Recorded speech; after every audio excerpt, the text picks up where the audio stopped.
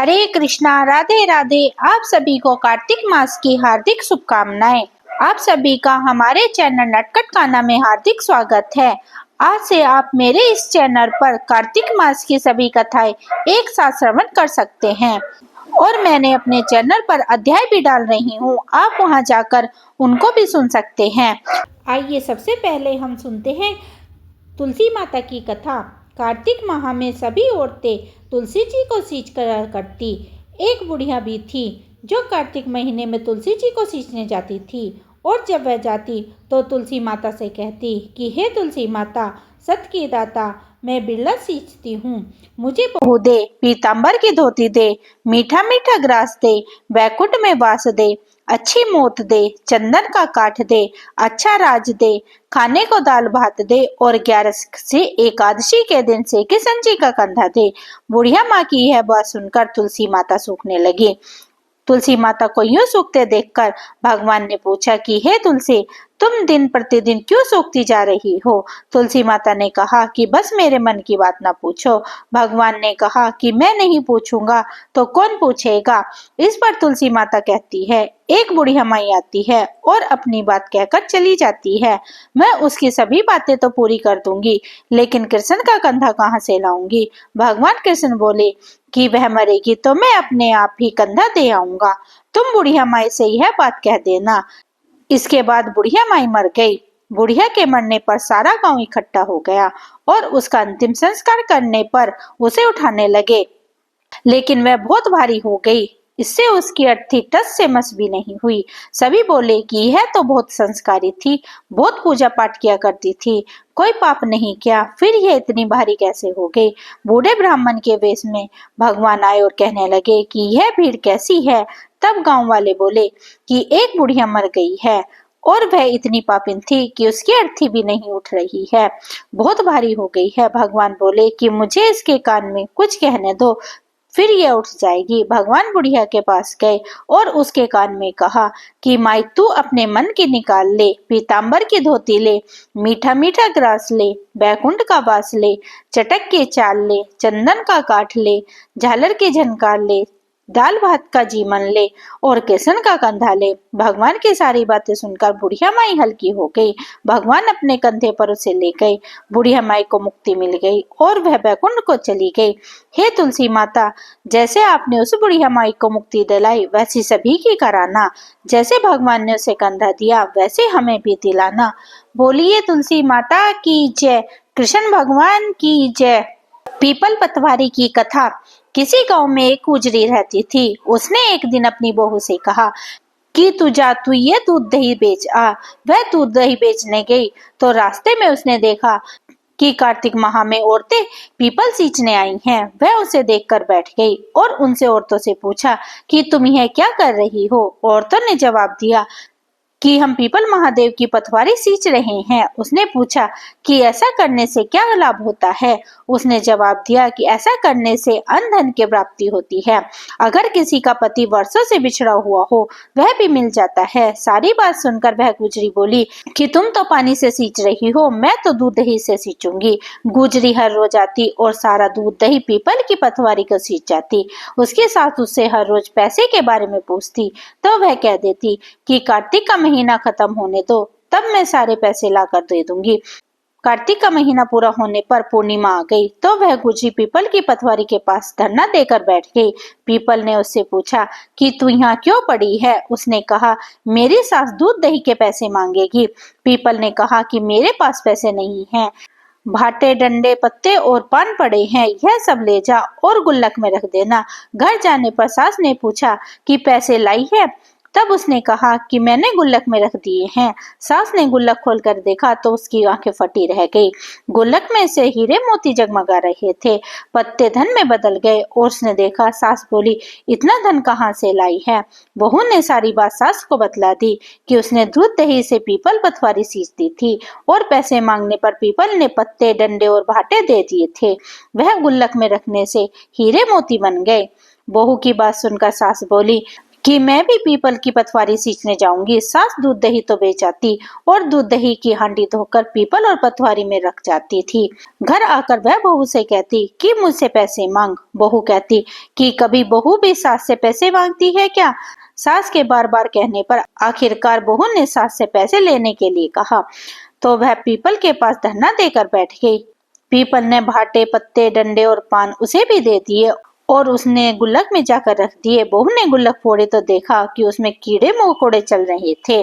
गुजरी ने अपनी सास से पूछा कि यह सब क्या है? सास कीड़े मकोड़े देखकर बोली कि पीपल पतवारी ने तुझे धन दिया, लेकिन मुझे कीड़े मकोड़े दिए। इस पर सभी औरतें बोली कि तुम्हारी बहू ने कुछ सच्चे मन से किया था, लेकिन तूने धन के लालच में यह सब किया है, इसलिए हाथ जोड़कर कहना चाहिए, हे पीपल, हे पतवारी माता, जैसे आपने बहू को दिया वैसे सब भक्तों को देना, और जैसे आपने सास को दिया वैसे किसी को ना देना। बोलिए पतवारी माता की जय। इल्ली घुन की कहानी। बहुत पहले की बात है कि एक इल्ली और एक घुन था। एक दिन इल्ली बोली कि आओ घुन, कार्तिक स्नान करें। घुन बोला तू तो गोर पड़ी है, तू ही नहा ले, मेरी तो मोट बाजरा पड़ा है, मैं नहीं नहाऊंगा। तो वह हरे बाजरे का सीटा खाऊंगा और ठंडा पानी पीऊंगा। दोनों के बीच हुई इस वार्तालाप के बाद इल्ली तो राजा की लड़की के पल्ले के साथ लगकर चली गई और घुन नहीं नहाया। कार्तिक माह खत्म होते ही दोनों मर गए। कार्तिक का स्नान करने से इल्ली राजा के घर में जन्म लेती है और घुन राजा के घर में गधा बनता है। राजा की बेटी बड़ी हुई तो उसके विवाह का दिन आया और वह ससुराल के लिए विदा होने लगी। विदा होने के समय अचानक ही बेटी की बैलगाड़ी रुक गई। तो राजा रानी दोनों बोले कि यह बैलगाड़ी क्यों रुक गई है? बेटी, मुझे तुझे जो मांगना हो मांग ले। लड़की बोली कि मुझे यह गधा चाहिए। यह सुनकर राजा रानी बोली कि यह क्या मांगा है, कुछ और मांग ले, यह भी कोई मांगने की चीज है? लड़की अपनी बात पर अड़ गई और बोली कि मुझे यह गधा ही चाहिए। लड़की की बात सुनकर गधा फुदक फुदक कर भागने लगा और लड़की के साथ वह भी चला गया। महल जाकर लड़की ने उसे नीचे ही सीढ़ी में बांध दिया। एक दिन लड़की सीढ़ी से उतरने लगी तो गधे ने कहा कि हे सुंदरी, मुझे पानी पिला दे। तब लड़की बोली कि जब तुझे कहा था कि आ कार्तिक नहा ले, तब तूने मना कर दिया। तूने कहा कि मैं तो बाजरा खाऊंगा और ठंडा ठंडा पानी पीऊंगा। लड़की और गधे की वार्तालाप उसकी देवरानी जेठानी ने सुन रही थी। वह दोनों अपने देवर के पास गई और बोले कि है तुम किस जादूगरनी को ब्याह कर लाए हो? यह तो जानवरों से बातें करती है। अपनी भाभी की बात सुनकर लड़का बोला कि मैं जब तक अपने कानों से नहीं सुनूंगा और आंखों से नहीं देखूंगा तब तक नहीं मानूंगा। अगले दिन वह सीढ़ी पर छिपकर बैठ गया। उसकी पत्नी आई और गधे ने उसे फिर से बात कही, जिस पर रानी ने भी वही जवाब दिया। यह सब देखकर राजकुमार तलवार निकालकर सामने आया और बोला कि तुम जानवरों से कैसे बात कर सकती हो? बताओ कि तुम कौन हो? उसकी पत्नी ने उसे बहुत कहा कि औरतों का भेद नहीं खोलना चाहिए, लेकिन वह अड़ा रहा कि नहीं, मैं यह सब जानकर ही रहूंगा। राजकुमार की जिद के आगे उसकी पत्नी हार गई और उसने पिछले जन्म की सारी बात उसे बतला दी कि वह इल्ली थी और यह गधा घुन था। इससे मैंने कार्तिक नहाने की बात कही, लेकिन इसने मना कर दिया। इसके परिणाम स्वरूप यह इस जन्म में गधा बन गया है और मैं राजा के पल्ले से लगकर नहाई तो मैं राजकुमारी के रूप में पैदा हुई, इसलिए मैं तो इसे पिछले जन्म की बातें कर रही थी। सारी बात सुनकर राजकुमार बोला, क्या कार्तिक स्नान का इतना पुण्य मिलता है? रानी ने कहा कि हाँ, बहुत पुण्य मिलता है। अपनी रानी की सारी बातें सुनकर राजकुमार ने कहा कि यदि कार्तिक स्नान का इतना महत्व है, तब हम दोनों जोड़े से कार्तिक स्नान करेंगे और दान पुण्य भी करेंगे, ताकि आने वाले समय में हम सुखपूर्वक रह सके। दोनों ने जब जोड़े से स्नान किया तो उसके पास काफी धन हुआ। इस कहानी के बाद सभी को कहना चाहिए कि हे कार्तिक महाराज, जैसे आपने इल्ली को फल दिया वैसे सबको देना, लेकिन जैसे घुन को फल दिया वैसे किसी को ना देना। बोलिए विष्णु भगवान की जय। अब आप सुनिए नित्यनेम की कहानी, सीता माता के नित्यनेम की कहानी। कार्तिक महीने में सीता जी की नित्यनेम की कहानी सुनने का विशेष महत्व माना जाता है। कहा जाता है कि ये कहानी माता सीता कहा करती थी और श्री राम भगवान इसे सुना करते थे। एक दिन भगवान राम को किसी काम से जाना पड़ा। तब माता सीता श्री राम से कहती हैं कि मेरा तो 12 वर्ष का नित्यनेम है, अब आप बाहर जाएंगे तो मैं अपनी कहानी किसे सुनाऊंगी? तब भगवान राम ने कहा कि तुम कुएं की पाल पर जाकर बैठ जाना और वहां जो औरतें पानी भरने आएंगी उन्हें यह कहानी सुना देना। सीता माता राम भगवान को ये कहानी सुनाया करती थी। राम आए लक्ष्मण आए देश के पुजारी आए, नित नेम का नियम लाए। आओ राम बैठो राम, माखन मिश्री खाओ राम, दूध बतासा पियो राम, सूत का पलका पोटो राम, शाल दुशाला ओढ़ो राम। राम सवारे सबके काम, खाली घर भंडार भरेंगे, सबका बेड़ा पार करेंगे। जय राम श्री राम, जय जय राम। माता सीता भगवान श्री राम को यही कहानी सुनाती थी। जब भगवान श्री राम को किसी काम से बाहर जाना पड़ा तो राम जी ने कहे अनुसार माता सीता अपनी कहानी सुनाने के लिए एक कुएं की पाल पर जाकर बैठ गई। तब वहां एक स्त्री आई। उसने रेशम और जड़ी की साड़ी पहनी हुई थी और उसके हाथ में सोने का घड़ा था। सीता माता उसे कहती है कि बहन, मेरे 12 वर्ष का नित्य सुन लो। पर वह स्त्री बोली कि अगर मैं तुम्हारा नित्य सुनने बैठ गई तो मुझे घर जाने में देर हो जाएगी, फिर मेरी सास मुझे डांटने लगेगी। यह कहते हुए उसने कहानी सुनने से मना कर दिया और वह चली गई। जब वह घर पहुंचने ही वाली थी कि उसकी रेशम जरी की साड़ी फट गई और सोने का घड़ा भी मिट्टी के घड़े में बदल गया। सास ने जब यह देखा तो पूछा कि यह किसका दोष अपने सिर लगा के ले आई है। तब बहू ने कहा कि कुएं के पास एक औरत बैठी थी, उसने मुझसे कहानी सुनने के लिए कहा, लेकिन मैंने उसे कहानी नहीं सुनी जिससे मुझे यह फल मिला है। अपनी बहू की बात सुनकर अगले दिन उसकी सास वह साड़ी और घड़ा लेकर कुएं के पार पड़ गई। सास को वही माता सीता बैठी मिली। तब माता सीता ने कहा कि बहन, मेरी कहानी सुन लो। सास बोली कि एक बार ही नहीं, मैं तो 4 बार कहानी सुन लूंगी। राम आए लक्ष्मण आए देश के पुजारी आए, नित नेम का नियम लाए। आओ राम बैठो राम, तपी रसोई जियो राम, माखन मिश्री खाओ राम, दूध बतासा पियो राम, सूत के पलका पोटो राम, शाल दुशाला ओढ़ो राम, शाल दुशाला ओढ़ो राम। जब बोलू राम ही राम, राम सवारे सबके काम, खाली घर भंडार भरेंगे, सबका बेड़ा पार करेंगे। श्री राम जय जय राम। सास ये कहानी सुनकर बोली कि बहन, तुम्हारी कहानी तो बहुत अच्छी लगी। इतना कहकर सास घर चली गई और अब उसकी साड़ी फिर से रेशम जरी की बन गई। वह मिट्टी का घड़ा फिर से सोने के घड़े में बदल गया। जब बहू ने यह देखा तो वह कहने लगी, सासू माँ, आपने ये सब कैसे किया? सास ने कहा कि बहू, तू दोष लगा लाई थी और उस दोष को उतार कर आ रही हूँ। जब बहू ने पूछा कि वह कुएं वाली स्त्री कौन है, सास बोली कि वह माता सीता थी, जो पुराने से नया कर देती है, खाली घर भंडार भर देती है और लक्ष्मी जी का वास कर देती है, आदमी की सभी इच्छाएं पूरी कर देती है। तब बहू बोली कि वह कहानी मुझे भी सुना दो। सास बोली कि ठीक है, तुम भी सुनो ये कहानी। राम आए लक्ष्मण आए देश के पुजारी आए, नित नेम का नियम लाए। राम आओ राम बैठो राम। इस तरह से सास ने भी बहू को पूरी कहानी सुना दी। कहानी बहू को भी बहुत अच्छी लगी। तब सास कहने लगी कि इस कहानी को रोज कहा करेंगे। अब सास बहू रोज सवेरे उठकर स्नान और पूजा करने के बाद नित्य नेम की सीता माता की कहानी कहने लगी। एक दिन उसके घर एक पड़ोसन की औरत आई और कहने लगी कि बहन, जरा सी आंच दे। तो वह बोली कि अभी हमने आंच नहीं जलाई है। तब पड़ोसन कहने लगी, तुम सुबह 4 बजे से उठकर क्या कर रही हो? तब सास बहू ने बताया कि हम सुबह उठकर पूजा करते हैं, फिर सीता माता की नित्य नेम की कहानी कहते हैं। पड़ोसन ने पूछा कि सीता माता की कहानी कहने से तुम्हें क्या मिलता है? तब वह बोली कि इसे कहानी के कहने से घर में धन के भंडार भर जाते हैं, मनुष्य के सारे काम सिद्ध हो जाते हैं, मन की समस्त इच्छाएं पूरी हो जाती हैं। इसके बाद पड़ोसन ने भी कहानी सुनने की इच्छा जताई। वह बोली कि ठीक है, तुम भी कहानी सुन लो। राम आए लक्ष्मण आए देश के पुजारी आए, नित्य नेम का नियम लाए। इस तरह से सास बहू ने अपनी पड़ोसन को भी पूरी कहानी सुना दी। कहानी सुनने के बाद पड़ोसन कहने लगी कि कहानी तो बहुत अच्छी है। अब वह पड़ोसन भी नित्य नेम सीता माता की कहानी कहने लगी। इस कहानी के कहने से पड़ोसन के घर भी अन्न धन के भंडार भर गए। हे सीता माता, जैसे आपने उसके भंडार भरे, वैसे ही हमारे भी भंडार भरना। बोलिए सीता माता की जय। नित्य नेम की दूसरी कथा। एक माँ बेटी थी। वह रोजाना नित्य नेम की कहानी कहा करती थी। उसकी बेटी ने कहा, माँ, मैं नित्य नेम की कहानी कहूंगी। माँ ने कहा, बेटी, तेरी कहानी ससुराल में कौन सुनेगा? उसने जिद की और नित्य नेम की कहानी कहने लगी। उसकी शादी हुई, ससुराल गई तो वह सबसे कहती कि मेरी कहानी सुन लो। सभी कुछ ना कुछ बहाना बनाकर टाल देते, कोई कहानी नहीं सुनता तो वह भूखी रहती। एक दिन पड़ोसन बोली, मैं तेरी कहानी सुनूंगी। होगी। पड़ोसन आती, कहानी सुनती और बहू खाना खा लेती। एक दिन ननद ने अपनी माँ से कहा, माँ, भाभी पड़ोसन के कहने पर खाना खा लेती है और हम कहते हैं तो नहीं खाती। माँ ने कहा, पड़ोसन से मना कर देना।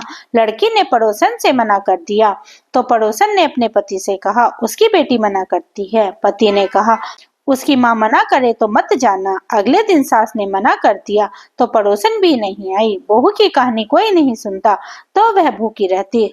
ससुर सास से पूछता, बहू कैसी है?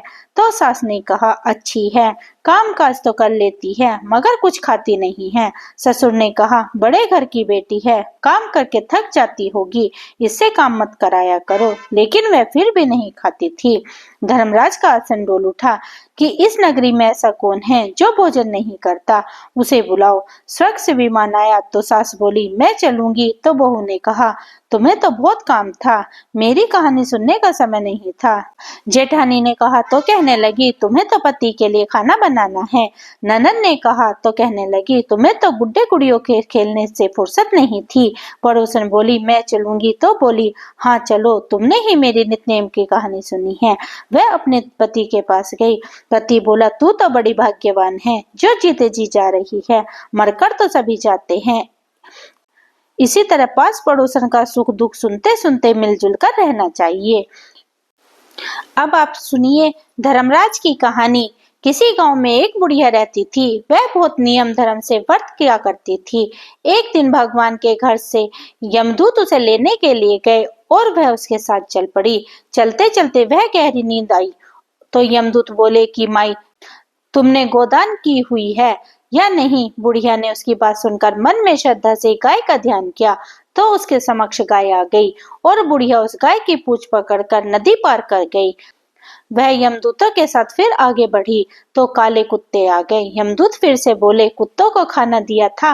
बुढ़िया ने मन में कुत्तों का ध्यान किया तो वे रास्ते से चले गए।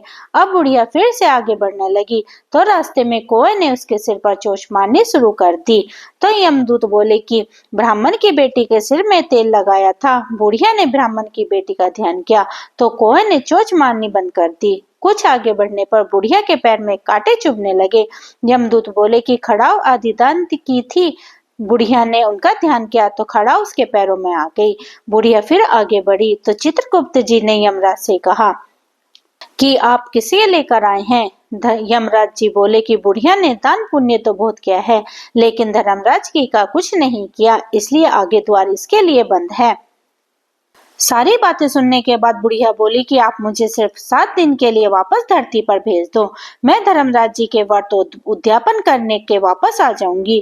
बुढ़िया माई वापस धरती पर अपने गांव आ गई और गांव वालों ने उसे भूतनी समझकर अपने दरवाजे बंद कर दिए। जब वह अपने घर गई तो उसके बहू बेटे भी दरवाजे बंद करके बैठ गए। बुढ़िया ने कहा, मैं भूतनी नहीं हूँ, मैं तो धर्मराज जी की आज्ञा से वापस धरती पर 7 दिन के लिए आई हूँ। इन 7 दिनों में मैं धर्मराज जी का व्रत और उद्यापन करूंगी, इससे मुझे परलोक में जगह मिल जाएगी। बुढ़िया की बातों को आश्वस्त होकर बहू बेटे उसके लिए पूजा की सामग्री एकत्रित करते हैं, लेकिन जब बुढ़िया कहानी कहती तब वह हुंकारा नहीं भरते, जिससे बुढ़िया फिर से अपनी पड़ोसन से कहानी सुनाती और वह हुंकारा भरती। 7 दिन की पूजा व्रत और उद्यापन के बाद धर्मराज जी बुढ़िया को लेने के लिए विमान भेजते हैं। स्वर्ग का विमान देखकर उसके बहू बेटे के साथ सारे गांव वाले भी स्वर्ग जाने के तैयार हो गए। बुढ़िया ने कहा कि तुम कहाँ तैयार हो रहे हो? मेरी कहानी तो केवल पड़ोसन ने सुनी है, इसलिए वह ही जाएगी। सारे गांव वाले बुढ़िया से धर्मराज की कहानी सुनने का आग्रह करते हैं। तब बुढ़िया माई उन्हें कहानी सुना देती है। कहानी सुनने के बाद सारे नगरवासी विमान में बैठकर स्वर्ग जाते हैं। तो धर्मराज जी कहते हैं, मैंने तो विमान केवल बुढ़िया के लिए ही भेजा था। बुढ़िया माई कहती है, हे धर्मराज, मैंने जो भी पुण्य किया है उससे आधा भाग आप गांव वालों को दे दो। इस तरह से धर्मराज जी ने ग्रामवासियों को भी स्वर्ग में जगह दे दी। हे धर्मराज महाराज, जैसे आपने बुढ़िया के साथ सभी गांव वालों को स्वर्ग में जगह दी, उसी तरह से हमें भी देना। कहानी सुनकर हुंकारा भरने वाले को भी और कहानी कहने वालों को भी जगह देना। धर्मराज महाराज की जय। यमराज महाराज की जय। तारा भोजन की कथा। एक राजा की लड़की कार्तिक मास में तारा भोजन किया करती थी। उसने अपने पिताजी से कहा, पिताजी मुझे 9 लाख सोने के तारे बनवा दो, मैं दान करूंगी। राजा ने सुनार को बुलवाया और कहा, मेरी बेटी कार्तिक मास में तारा भोजन करती है, तुम 9 लाख तारे बना दो। सुनार चिंता करने लगा। तब उसकी पत्नी ने पूछा कि तुम उदास क्यों रहते हो? उसने कहा, राजा जी ने 9 लाख तारे बनाने के लिए कहा है, मैं कैसे बनाऊं? मुझे तो तारे बनाने आते ही नहीं। पत्नी ने कहा, राजा की सी बात है, इसमें परेशान होने की क्या बात है? गोल सा पतरा काट के कलियां काट देना, राजा जी को दे आना। सुनार ने ऐसा ही किया, राजा जी को दे आया। राजा की लड़की ने 9 लाख तारे और बहुत सारा धन कपड़े दान किए। भगवान का सिंहासन डोलने लगा। भगवान ने कहा, देखो मेरा नेम व्रत पर कौन है? 3 खूंट देखा, कोई नहीं दिखा। चौथे खूंट देखा कि राजा की लड़की तारा भोजन कर रही है। भगवान ने कहा, उसे ले आओ, उसने व्रत किया है। भगवान के दूतों ने कहा, चलो तुम्हें भगवान ने बुलाए है। उसने कहा, मैं अकेले अकेले नहीं जाऊंगी, मैं तो सारी प्रजा को, उस सुनार को जिसने मेरे तारे बनाए, उस जिसने जिसने कहानी सुनी, सबको लेकर जाऊंगी। दूत उसके लिए बड़ा विमान लेकर चले। वह कहने लगी, हाँ अब मैं चलूंगी। सब विमान में बैठकर जाने लगे। रास्ते में राजा की लड़की को अभिमान हो गया, मैं तारा भोजन व्रत नहीं करती तो पूरे के पूरे गांव को स्वर्ग कैसे मिलता? भगवान के दूतों ने उसे वहीं पर नीचे उतार दिया कि तुम्हें घमंड हो गया है, इसलिए तेरा सारा पुण्य नष्ट हो गया। दूत भगवान के पास पहुंचे। भगवान ने कहा, इन सब में तारा भोजन व्रत करने वाली लड़की कौन सी है? दूत बोले, उसे घमंड किया है, इसलिए हम पृथ्वी लोक पर ही छोड़ आए हैं। भगवान बोले, नहीं नहीं, उसे लेकर आओ। लड़की ने कार्तिक के भगवान से बार बार क्षमा मांग ली। क्षमा क्षमा क्षमा क्षमा क्षमा क्षमा क्षमा क्षमा करो भगवान। कार्तिक मास में तारा भोजन करने के पुण्य से राजा की लड़की को भगवान श्री हरि विष्णु के चरणों में स्थान प्राप्त हुआ। कार्तिक राय दामोदर जी, भगवान राजा की लड़की को स्वर्ग मिला, वैसी भगवान सबको स्वर्ग देना। कहानी कहते को, सुनते को और मेरे सारे परिवार को बोलिए विष्णु भगवान की जय। राय दामोदर की कथा। 2 माँ बेटियां थी। बेटी का नाम राय था, वह बहुत सुंदर व सुशील थी। भगवान कृष्ण की पक्की भगत थी। एक बार भगवान कृष्ण उसकी परीक्षा लेने के लिए डांडिया बेचने वाला बनकर आए और आवाज लगाने लगे। आवाज सुनकर राई अपनी माँ से बोली, मुझे भी डांडिया चाहिए। माँ बोली, मेरे पास पैसे कहाँ से आए? बजरी है, वो ले जा। बजरी में भगवान ने फूंक मारी तो फूस उड़ गई, राई की आंख में गई। राई जोर जोर से रोने लगी। भगवान वहां से अंतर्ध्यान हो गए, वैद्य का रूप धारण करके वहां आ गए और आवाज देने लगे। राई की माँ बाहर आई और बोली, वैद्य जी, मेरी बेटी की आंख में फूस गिर गया है, उसे निकाल दो। भगवान बोले, अगर मैं फूस निकालूंगा तो उसका विवाह मेरे साथ करना पड़ेगा। राई की माँ तैयार हो गई, सगाई कर दी। कार्तिक शुक्ल 11 के दिन विवाह निश्चित किया। माँ सोचने लगी, बेटी को क्या दूं? सोनी की दुकान पर जाकर बोली, मेरी राय के लिए लौंग व बिछवे कर दो। सुनार बोला, मुझे समय नहीं है, मैं तो कृष्ण भगवान के गहने गढ़ रहा हूँ। हलवाई और बनिए के यहाँ भी गई, उसे भी वहीं उसको यही जवाब वहां मिला। माँ तो घर आ गई, अब क्या करे? वो घर गई, झोपड़ी महल में बदल गई। आनंद हो गया, ठाट से विवाह की तैयारी होने लगी। भगवान बारात ले आए। माँ ने खूब ठाट बाट से राई का विवाह भगवान श्री कृष्ण के साथ कर दिया। भगवान राई को लेकर द्वारिका गए, राई के महल में रहने लगे। दूसरी रानियां चिढ़ने लगी। सावन में राई पीहर गई। भगवान ने सोचा, राई की तीज भेजूं। 7 जरी के बेस व 5 सोने के गट्ठे रखे। 2 हंसों को बुलाया। वह बोले, सीधे राई के पीहर जाना, कहीं मत रुकना। राधा रुक्मणी को पता चला तो उन्होंने हंसों को अपने महल में बुलाने के लिए कहा, थोड़े मोती चुग लो। हंस आ गए, मोती चुगने लगे। राधा रुक्मणी ने सारा सामान निकाल उसमें फटे पुराने कपड़े और 5 कांटे बांध दिए। पोटली हंसों को दे दी। हंस सामान लेकर राय के पास गए। राय खुशी से नाचने लगी। जैसे ही पोटली खोली, 5 उंगली में 5 कांटे चुभ गए। राय दुखी हुई। सावन खत्म हुआ तो भगवान लेने आए। राय भगवान से बोली नहीं, भगवान आए तो राई दूर दूर हो जाए। भगवान ने सोचा, कोई बात नहीं। राई फिर से नहीं बोली। इतने पर भी राई भगवान को अपने महल में ही जिमाती, भगवान में दही जरूर देती। एक दिन भगवान बोले, दही खाने को दो। अब राई दही कहाँ से लाए? भगवान गुजरी बनकर दही बेचने आ गए। राई नीचे जाकर बोली, थोड़ी दही दे दो। गुजरी रूप भगवान बोले, राई तुम उदास क्यों हो? हमने सुना है आप भगवान से नाराज हैं। राई बोली, तुझे क्या मतलब, तू जा। तो गुजरी रूप भगवान बोले, हम सहेली जैसे हैं, तो मन की बात कहो, मैं किसी से नहीं कहूंगी। राई ने सारी बात कही। सुनते ही भगवान का अचंभा हुआ और वे असली रूप में आ गए और बोले कि यह कैसे हुआ? मैंने तो जरी के बेस सोने के पटके भेजे हैं। भगवान ने हंसों को बुलाकर पूछा, तुम कहीं रुके तो नहीं? हंस बोले, राधा रुक्मणी के महल में रुके और कहीं नहीं रुके। भगवान ने राधा रुक्मणी को बुलाया और पूछा, आपने ऐसा क्यों किया? वे बोली, आप हमारे महल में नहीं पधारे इसलिए हमने ऐसा किया। भगवान बोले, आप हमको प्रेम से बुलाते तो हम जरूर आते। फिर भगवान बोले, कार्तिक का महीना राय को दूंगा, पंचतीर्थ राधा रुक्मणी व 11 सत्यभामा को दूंगा। भगवान ने सबका मान दिया। हे भगवान, राधा रुक्मणी राय के मान दिया, वैसे सबको देना, घटती को पूरी करना, पूरी को प्राण देना और भूल चूक माफ करना। बोलिए कृष्ण भगवान की जय। नगर बसेरे की कथा। किसी गांव में एक जाट व एक भाट रहता था। दोनों दोस्त थे। एक बार जाट अपनी बहन के यहाँ जाने के लिए तैयार हुआ तो भाट अपने ससुराल जाने को तैयार हुआ। रास्ते में कुएं के मुंडे पर दोनों बैठ गए। जाट ने भाट से कहा, नगर बसेरा कर लेते हैं। भाट बोला, तू ही नगर बसेरा कर ले, मैं तो ससुराल जा रहा हूँ, वहाँ खूब खातिर होगी।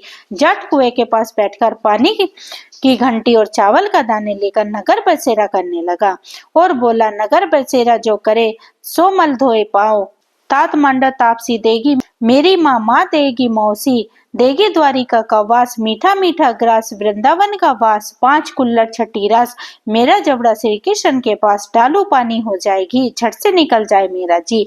वह करके वह जाट चल पड़ा। जाट की बहन ने भाई के आने पर उसकी खूब खातिर की। घी बूरा के साथ भाई को जिमाकर खूब बातचीत की। उधर भाट अपनी ससुराल पहुंचा तो उसके ससुराल में आग लग गई थी। आग बुझाते बुझाते हाथ पांव भी काले हो गए। रोटी पानी के तो किसी ने न पूछी। एक पड़ोसन आई उसके पास और उसकी सास से बोली, जमाई आया है, उसकी भी आओ भगत कर लो। सास बोली, सब कुछ तो जल गया, अब कहाँ से आओ भगत कर लूं। तब पड़ोसन ने एक रोटी और छाछ दी, उसे वह खाकर गुजारा कर लिया।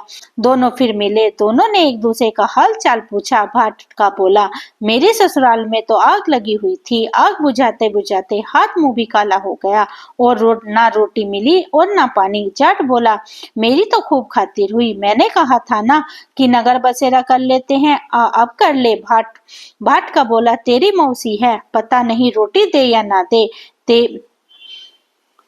तेरी तो माँ है, दही की छुछली चूरमा का पेड़ा धन पाऊंगा। भाट ने फिर नगर बसेरा नहीं किया। जाट ने नगर बसेरा कर लिया। नगर बसेरा जो करे सो मल धोए पाओ, तात मांडव तापसी, देगी मेरी माँ, माँ देवगी मौसी, देगी द्वारिका का वास, मीठा मीठा ग्रास वृंदावन का वास, 5 कुल्लड़ छठी रास, मेरा जबड़ा श्री कृष्ण के पास, डालू पानी हो जाएगी, झट से निकल जाए मेरा जी, कहकर चल पड़ा। घर पहुंचते ही जाट की मौसी ने बहुत लाड चाव किया। उधर भाट घर गया तो उसकी भैंस खो गई। उसके पिता ने कहा, पहले भैंस लेकर आ, तभी रोटी पानी मिलेगा। सारा दिन भैंस ढूंढने पर भी भैंस नहीं मिली। बाजार में फिर दोनों मिले। जाट ने भाट का हाल चाल पूछा तो भाट बोला, घर आते ही हमारी भैंस खो गई, उस दिन से ही भैंस ढूंढ रहा हूँ, रोटी पानी का तो ठिकाना नहीं है। जाट बोला, मैंने पहले ही कहा था नगर बसेरा कर लेते हैं। भाट बोला, तेरे नगर बसेरे में इतनी ताकत है तो चल अब कर लेते हैं। दोनों नगर बसेरा करने लगे। नगर बसेरा जो करे सो मल धोए पाओ, तात मांडव तापसी, देगी मेरी माँ, माँ देगी मौसी, देगी द्वारिका का वास, मीठा मीठा ग्रास वृंदावन का वास, 5 कुल्लड़ छठी रास, मेरा जबड़ा श्री कृष्ण के पास, डालू पानी हो जाएगी, झट से निकल जाए मेरा जी। दोनों के नगर बसेरा करने पर भाट आगे चला तो रास्ते में उसकी खोई भैंस मिल गई। उसे घर लेकर घर पहुंचा तो माँ बोली, लड़के को आते ही निकाल दिया, सारा दिन हो गया भूखा प्यासा भटक रहा है। यह कहकर उसकी माँ ने उसे खूब खिलाया पिलाया। उसने सारे नगर में ढंढोरा पिटवा दिया कि कार्तिक में हर कोई पीहर और ससुराल आते जाते नगर बसेरा करे। बोलिए कृष्ण भगवान की जय। खिचड़ी की कथा। एक बुढ़िया कार्तिक का व्रत करती थी। भगवान श्री कृष्ण खिचड़ी का कटोरा रख जाते और बुढ़िया व्रत खोल लेती। उसकी पड़ोसन देखकर जलती कि इसे कोई नहीं है, फिर भी इसको खिचड़ी खाने को मिल जाती है। एक दिन बुढ़िया कार्तिक नहाने गंगा जी में गई थी। भगवान आए और खिचड़ी का कटोरा उसके घर पर रख गए। पड़ोसन ने खिचड़ी का कटोरा उठाकर घर के पीछे फेंक दिया। बुढ़िया आई तो खिचड़ी का कटोरा उसको कहीं नहीं मिला। वह भूखी रही और कहने लगी, कहाँ गई मेरी खिचड़ी और कहाँ गया मेरा कटोरा। इसके घर के पीछे उस खिचड़ी के 2 फूल बनकर उग गए। एक दिन राजा शिकार खेलने के लिए गया तो बुढ़िया के घर के पीछे से गुजरा। उसको वह 2 फूल दिखाई दिए। राजा फूल तोड़कर रानी के लिए ले गया। रानी ने फूल सूंघे तो रानी गर्भ रह गया। राजा रानी के कोई संतान नहीं थी। फूल सूंघने से रानी के 2 बेटे पैदा हुए। बेटे बड़े होने लगे। दोनों लड़के शिकार खेलने जाते तो रास्ते में बुढ़िया मिलती। बुढ़िया कहती, कहाँ गई मेरी खिचड़ी, कहाँ गया मेरा कटोरा। लड़के कहते, हमें तेरी खिचड़ी, हमें तेरा कटोरा। जब भी लड़के शिकार खेलने जाते बुढ़िया कहती तो लड़के वही जवाब देते। जब बुढ़िया को पता चला तो राजा ने बुढ़िया को बुलाया और कहा, हमसे तो ये नहीं बोलते, तुमसे कैसे बोलते हैं।